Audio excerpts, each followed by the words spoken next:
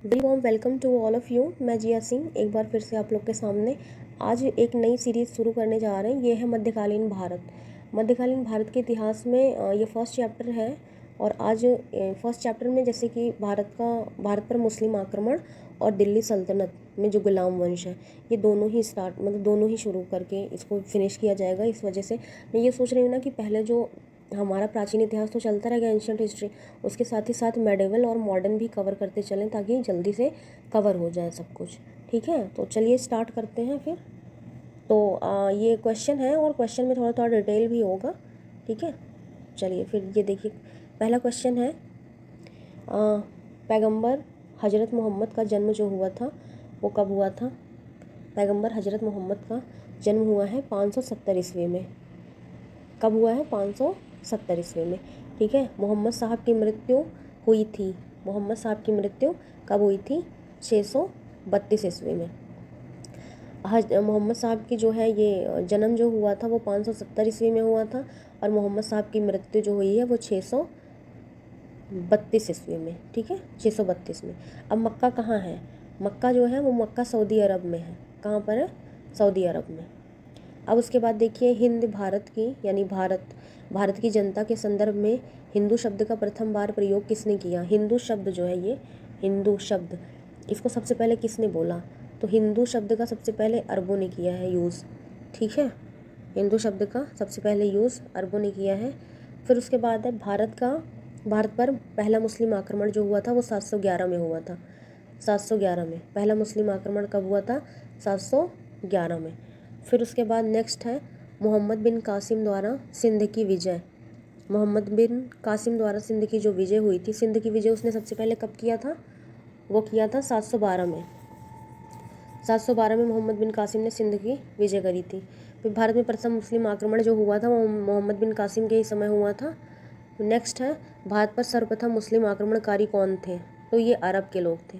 पहला मुस्लिम आक्रमणकारी अगर क्वेश्चन आ जाए तो कौन थे? अरब के लोग थे। ठीक है, गजनी राजवंश का संस्थापक कौन था? तो अलप्तगीन। देखिए, अलप्तगीन और सुबक्तगीन ये दो थे, जिसमें से गजनी का जो है वो संस्थापक था अलप्तगीन। ठीक है, अब देखिए, चंदेल शासक महमूद गजनबी से पराजित नहीं हुआ था। एक चंदेल शासक थे जो मतलब महमूद गजनबी से पराजित नहीं हुए थे, वो थे विद्याधर।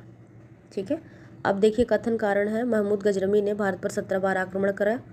ठीक है, उसके बाद है कि वह भारत में स्थायी मुस्लिम शासन की स्थापना करना चाहता था। तो ये गलत है, कारण गलत है, क्योंकि महमूद गजनबी जो है 17 बार तो आक्रमण किया, लेकिन उसका कोई उद्देश्य सिर्फ लूट मार करना था। उसका उद्देश्य यहाँ पर शासन व्यवस्था स्थापित करने का बिल्कुल नहीं था। अब उसके बाद देखिए, फिर है नेक्स्ट, महमूद गजनबी का दरबारी इतिहासकार कौन था? तो इतिहासकार था उतबी। ठीक, फिर है, शाहनामा का लेखक फिरदौसी संबंधित है। शाहनामा की पहले तो एक क्वेश्चन यही है कि शाहनामा का लेखक कौन है? फिरदौसी है। और ये मतलब किससे संबंधित है? महमूद गजनबी के दरबार में, मतलब महमूद गजनबी के साथ ये भारत ये भी आया था। उसके बाद महमूद गजनबी के साथ भारत आने वाला प्रथम इतिहासकार जो मुस्लिम मतलब प्रथम इतिहासकार था जो बहुत विद्वान था, वो कौन था? अलबरूनी। कौन था? अलबरूनी। ठीक है, तो अब उसके बाद है नेक्स्ट, सॉरी एक मिनट, नेक्स्ट है देखिए यहाँ पर है, भारत में अलबरूनी जो है भारत में कब आया था? तो 11वीं शताब्दी में महमूद गजनबी के साथ ही आया था। अलबरूनी था मतलब ये क्या है? ये कथन है, इसमें है वह एक धर्मनिरपेक्ष मतलब लेखक नहीं था, मतलब धर्मनिरपेक्ष नहीं था। फिर उसके बाद उसका ग्रंथ उस समय के जीवंत भारत को मतलब भारत से प्रभावित था, मतलब उसने यहाँ की जो भी देखा वो अपने ग्रंथ में उसने लिखा।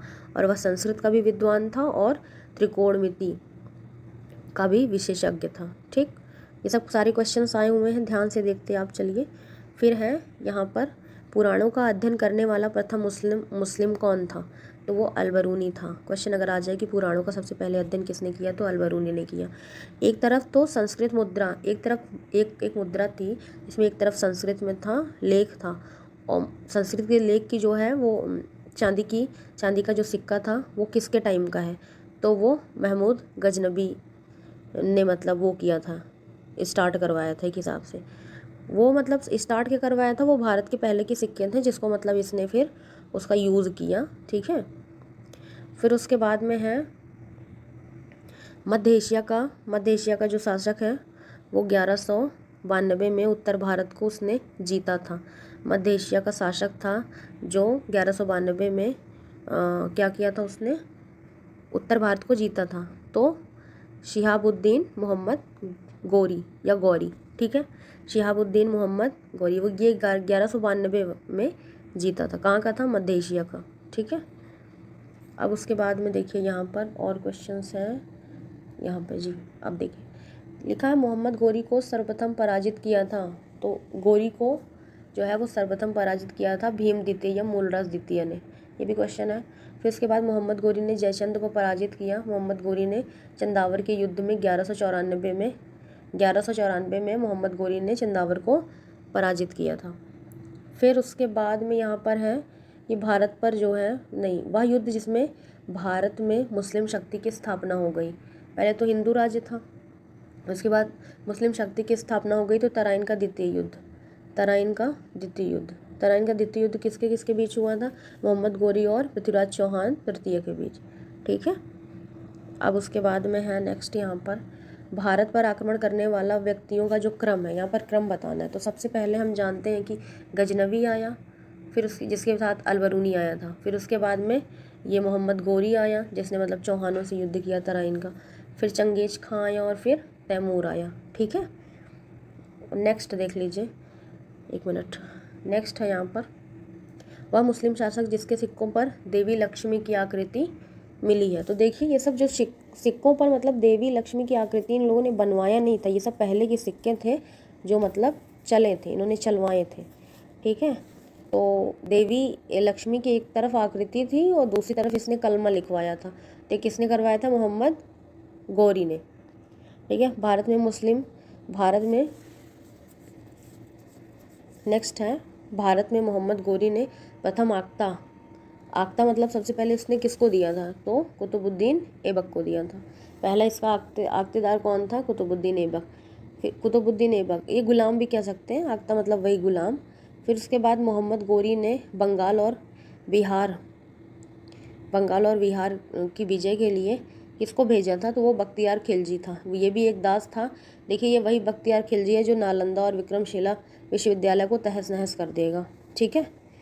तो इसने नालंदा विश्वविद्यालय जो कि कुमार गुप्त ने बनवाया था और ये उस समय गुप्त वंश में, उसको इसने जला दिया था। कहा जाता है वहाँ पर इतनी ज़्यादा किताबें थीं कि वो मतलब बहुत दिन तक जलता रहा, 1 महीने तक लगभग जलता रहा था, ठीक है। अब यहाँ पर देखिए वहाँ पर हमारे वेद पुराण सब थे, तो बख्तियार खिलजी ने क्या किया? सब बर्बाद कर दिया।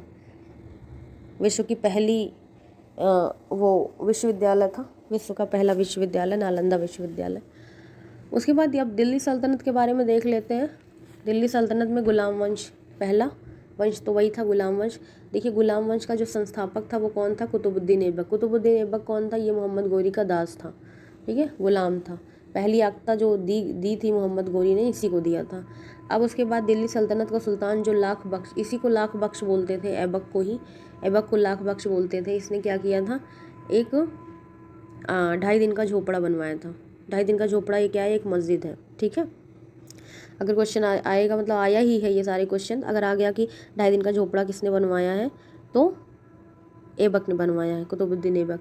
फिर उसके बाद है कि प्रसिद्ध कुतुब मीनार के निर्माण में किसका किसका योगदान है? तो इसने बख्तियार काकी के याद में कुतुबुद्दीन बख्तियार काकी की याद में कुतुबुद्दीन ऐबक ने कुतुब मीनार का निर्माण करवाया था। और ये कुतुब में इसमें ऐबक का योगदान था। फिर उसके बाद जब वो हुआ, फिर उसके बाद इल्तुतमिश ने इसका और 2 मंजिल बनवाया। फिर उसके बाद में फिरोज शाह तुगलक ने और मतलब इसका निर्माण करवाया। उसके बाद कुतुबुद्दीन ऐबक की राजधानी जो थी वो लाहौर थी। देखिए ये ऐबक जो है कभी दिल्ली को अपनी राजधानी नहीं बनाएगा, ये लाहौर को ही अपनी राजधानी बनाएगा। फिर उसके बाद है कि सुल्तान कुतुबुद्दीन ऐबक की मृत्यु हुई थी, तो चौगान खेलते समय ये घोड़े से गिर जाने की वजह से, ठीक है। अब उसके बाद में है यहाँ पर दिल्ली को सल्तनत की राजधानी के रूप में स्थापित किया। अब सबसे पहले दिल्ली का सुल्तान कौन बनेगा? लाहौर। तो कुतुबुद्दीन ऐबक वहीं का राज संभालता था। अब ये क्या किया? दिल्ली को अपनी राजधानी बनाएगा इल्तुतमिश, ठीक है। उसके बाद दिल्ली का वह प्रथम सुल्तान जिसने नियमित सिक्के भी जारी किए, तो इल्तुतमिश ने और राजधानी दिल्ली बनाई। ये सारे काम अब इल्तुतमिश करेगा, ठीक है। दिल्ली का प्रथम मुस्लिम शासक जो था वो भी इल्तुतमिश ही कहलाया। और गुलाम का गुलाम, इसको गुलाम का गुलाम भी कहते हैं। गुलाम का गुलाम कौन था? इल्तुतमिश। क्या था? गुलाम का गुलाम। ठीक है। अब उसके बाद में एक लास्ट क्वेश्चन और है, लास्ट है कि मध्यकालीन भारत की प्रथम महिला शासिका कौन थी? रज़िया सुल्तान। ये इल्तुतमिश की पुत्री थी रज़िया सुल्तान, क्योंकि इसका बेटा जो था वो बहुत मतलब वो था, नालायक था, और उसके जगह फिर रज़िया उसको सत्ता से मतलब हटाकर रज़िया खुद बनती। इल्तुतमिश भी यही चाहता है कि रज़िया ही उसके बाद बहराम शाह के बाद शासक बने। ठीक है। तो अब है नेक्स्ट, यहाँ पर देख लीजिए। नेक्स्ट है ये, एक मिनट यहाँ पर है ये, देखिए मंगोल आक्रमणकारी जो था चंगेज खां, वो किसके समकालीन था? तो इल्तुतमिश के समकालीन था। जब इल्तुतमिश था उसी टाइम इसने क्या किया था? उत्तर पश्चिम भारत पर इसने सबसे पहले आक्रमण किया था। ठीक है। आक्रमण क्या किया था? मतलब कि ये ख्वारिज़्म शाह को ढूंढता हुआ आया था। अब उसके बाद देखिए मंगोल प्रथम बार सिंधु नदी के तट पर देखे गए थे, तो इल्तुतमिश के शासनकाल में। मतलब मंगोल जो है वो सिंधु नदी के पास देखे गए थे इल्तुतमिश के शासनकाल में। चंगेज खां का मूल नाम था तैमूचिन था। ठीक। उसके बाद इल्तुतमिश ने बिहार में अपना प्रथम सूबेदार किसको बनाया? मलिक जानी को। ठीक। नेक्स्ट क्या है? रज़िया बेगम को सत्ता से हटाने में किसका हाथ था? तो तुर्कों का था। फिर उसके बाद दिल्ली के सुल्तान जो बलबन, अब इसके बाद बलबन आ जाता है, तो दिल्ली का जो सुल्तान बलबन था उसका पूरा नाम क्या था? गयासुद्दीन बलबन। और गोरी का क्या था? शिहाबुद्दीन मोहम्मद गोरी। ठीक है। और इसका क्या था? इसका था गयासुद्दीन बलबन। ठीक है। अब लिखा है दिल्ली का वह सुल्तान जिसके विषय में कहा जाता है कि इसने रक्त और लौह की नीति अपनाई। तो रक्त और लौह की नीति बलबन अपनाता है। ठीक है। कथन कारण में देख लीजिए, बलबन ने अपने शासन को शक्तिशाली बनाया और सारी सत्ता अपने हाथ पे केंद्रित कर ली। उसके बाद है कि वह पश्चिम सीमा को मंगोल आक्रमण से सुरक्षित रखना चाहता था। जी हाँ, दोनों कथन कारण दोनों सही है। ठीक है। लेकिन जो है ए आर की व्याख्या नहीं कर रहा है, मतलब जो है वो ये एक दूसरे की व्याख्या नहीं कर रहे हैं। ठीक है। अपनी शक्ति को समेकित करने के लिए इसने क्या किया? बलबन ने जिले इलाही की उपाधि भी धारण करी। बलबन कहता था कि सुल्तान ही सब कुछ है, मतलब सुल्तान ही सब है। इसने नौरोज़ का त्यौहार भी शुरू किया बलबन ने। फिर उसके बाद में बलबन के संबंध में कुछ कथन है, वो क्या है? नियामत खुदाई का सिद्धांत इसने प्रतिपादित किया। फिर इसने तुर्कानी चहलगामी को समाप्त कर दिया, जिसको इल्तुतमिश ने शुरू किया था, जिसको मतलब इक्तादारी व्यवस्था ही बोलते हैं, उसको इसने समाप्त कर दिया। फिर उसने मतलब इसने क्या किया? बंगाल के विद्रोह का भी दमन किया, और नसरुद्दीन महमूद ने उसे उलुग खां की उपाधि भी दी थी। नसरुद्दीन महमूद जो है ये इसका दामाद था। ठीक है। अब उसके बाद में यहाँ पर है गढ़ मुक्तेश्वर की मस्जिद की दीवारों पर अपने लेख में स्वयं को खलीफा का सहायक किसने बताया? तो स्वयं को खलीफा का सहायक बताया बलबन ने। ठीक है। तो इसने नौरोज़ मतलब फारसी त्यौहार नौरोज़ शुरू किया। रक्त और लौह की नीति अपनाई। फिर उसके बाद जिले इलाही खुद को बोलता था। तुर्कानी चहलगामी को समाप्त कर दिया। तो ये सब सारी चीज़ें जो हैं वो बलबन के द्वारा करी गई। तो अब हम लोगों ने क्या किया?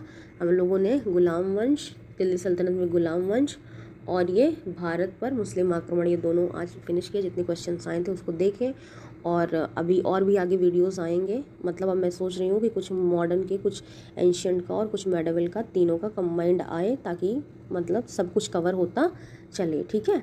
तो अगर आप लोग को ठीक लगा हो, अच्छा लगा हो, तो प्लीज़ आप इसको देखिए। Thank you so much.